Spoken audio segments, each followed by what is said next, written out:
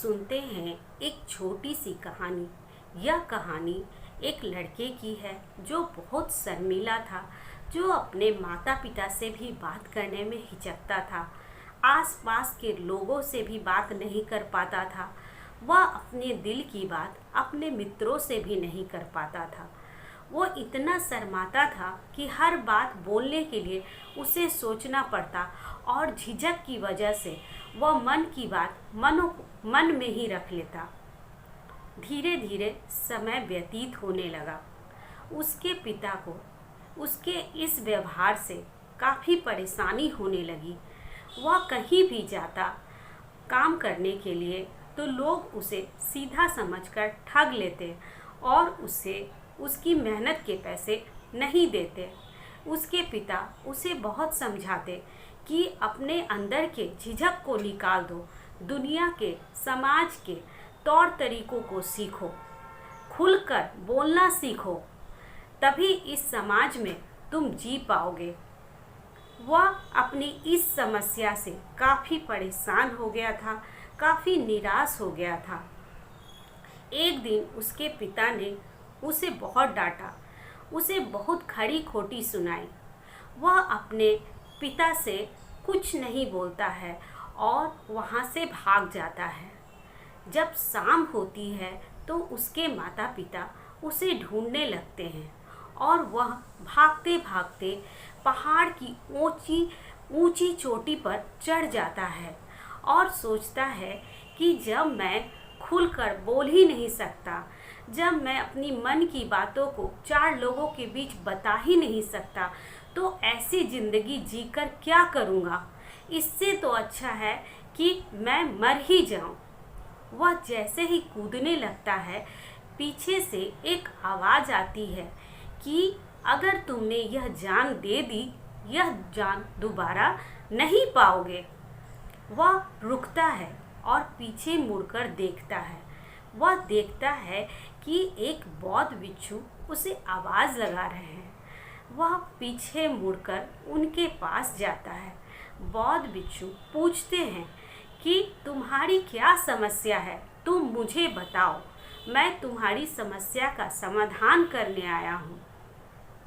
लेकिन वह अपने शर्मीले व्यवहार के कारण वह बौद्ध बिच्छू को अपनी समस्या बता नहीं पाता है। बौद्ध बिच्छू कहते हैं कि तुम जब तक अपनी समस्या मुझे नहीं बताओगे, मैं तुम्हारी मदद नहीं कर सकता।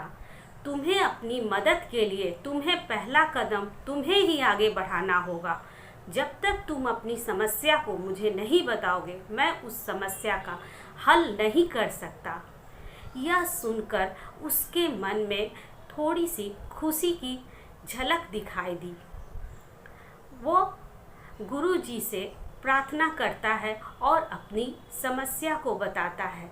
वह कहता है कि मैं अपने मन की बात किसी के सामने नहीं कर पाता, खुलकर बोल नहीं पाता और इसी कारण मैं हर जगह सभी लोग मेरा मजाक उड़ाते हैं। ऐसी ज़िंदगी का मैं क्या करूं? इससे तो अच्छा है मैं मर ही जाऊं। तब बौद्ध बिच्छू समझाते हैं, यह कोई बड़ी समस्या नहीं है, मैं तुम्हारी समस्या का समाधान कर दूंगा। तुम्हें बस मेरे 3 कार्य करने होंगे। लड़का सुनकर खुश हो जाता है। वह पूछता है कि मेरा कार्य क्या है। बौद्ध बिच्छू पहला कार्य देते हैं कि तुम अपने पिता के पास जाओ और पिताजी से कहना कि मुझे व्यापार करने के लिए कुछ पैसे दे दें। तभी वह लड़का बोलता है कि मैं ये कार्य नहीं कर सकता, आप मुझे कोई दूसरा कार्य दे दीजिए। तभी बौद्ध बिच्छू कहते हैं कि नहीं, तुम्हें मेरे 3 प्रश्नों के उत्तर देने पड़ेंगे। तभी वह गुरुजी से आज्ञा लेकर सोचते हुए अपने पिता के पास पहुंचता है। जब उसके पिता उसे देखते हैं तो खुश हो जाते हैं। वह धीरे धीरे डरते डरते अपने पिता से कहता है कि पिताजी, मुझे व्यापार करना है, मुझे व्यापार करने के लिए कुछ पैसे दे दीजिए। उसके पिता खुश हो जाते हैं और पैसे निकालकर उसके हाथों में दे देते हैं। वह लड़का खुशी खुशी पैसे लेकर फिर बौद्ध भिक्षु के पास पहुंचता है। बौद्ध भिक्षु उसे देखते हैं और मुस्कुरा कर कहते हैं, मेरा दूसरा कार्य है, तुम ये पैसे अपने पिताजी को वापस लौटा दो और कहना कि जब मुझे ज़रूरत होगी मैं इसे आपसे मांग लूँगा। यह सोचकर वह थोड़ा असमंजस में पड़ गया और बोला कि नहीं गुरुजी, मुझसे यह कार्य नहीं होगा। तभी गुरुजी बोलते हैं कि तुम मेरे कार्य नहीं करोगे, मैं तुम्हारी समस्या का समाधान नहीं बताऊंगा। वह फिर दौड़ता हुआ अपने पिता के पास जाता है और संकोचवश अपने पिता से कहता है कि पिताजी, मुझे अभी इस पैसे की ज़रूरत नहीं है, आप इसे रख लीजिए, जब समय आएगा तो मैं मांग लूँगा।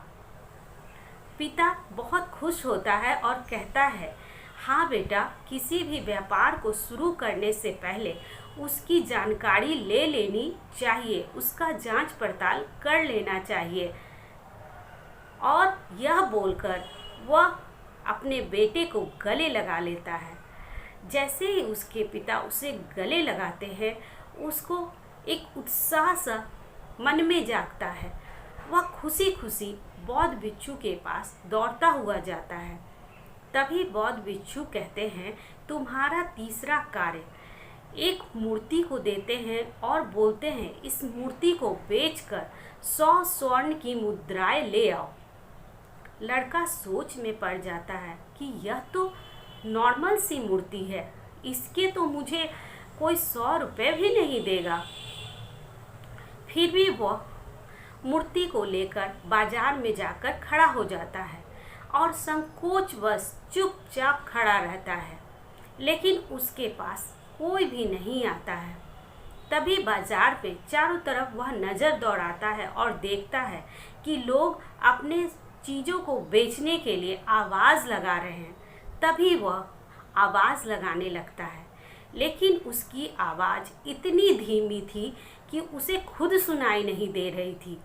फिर उसने देखा कि संध्या होने वाली है, कहीं बौद्ध भिक्षु चले न जाएं। तभी वह जोर जोर से चिल्लाने लगता है, मूर्ति ले लो, मूर्ति ले लो। बहुत सारे लोग आते हैं उसके पास। वह पूछते हैं कि इस मूर्ति की क्या कीमत है। वह बताता है 100 स्वर्ण की मुद्राएं। सभी लोग पूछते हैं कि इस मूर्ति में ऐसी क्या बात है। वह कुछ बोल नहीं पाता है और चुपचाप खड़ा रहता है। बहुत लोग आते हैं और चले जाते हैं।